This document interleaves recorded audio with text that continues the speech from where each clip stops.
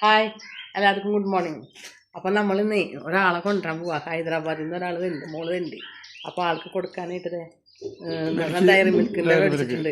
ആൾക്ക് ഇന്നൊരു സർപ്രൈസും കൂടിയിട്ടാണ് നമ്മൾ കൊടുക്കുന്നത്. അത് നമ്മൾ വഴി പറയട്ടാ. സർപ്രൈസ് വഴി പറയാം.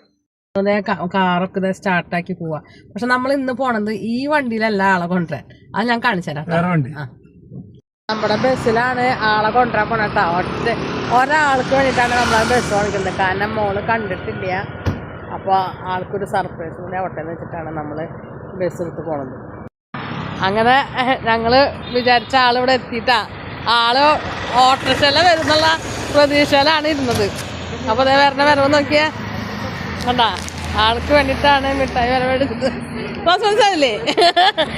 Welcome back. അപ്പോൾ സർപ്രൈസ് ആയില്ലേ?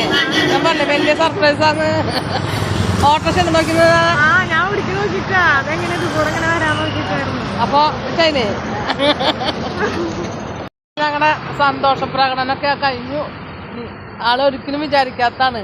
ഞാൻ ഇന്നലെ പറഞ്ഞായിരുന്നു വായ പൊളിച്ചിരിക്കരുത്.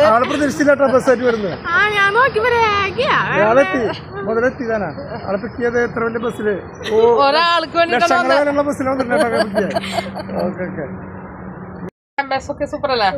ആദ്യമായിട്ടല്ലേ കാരണം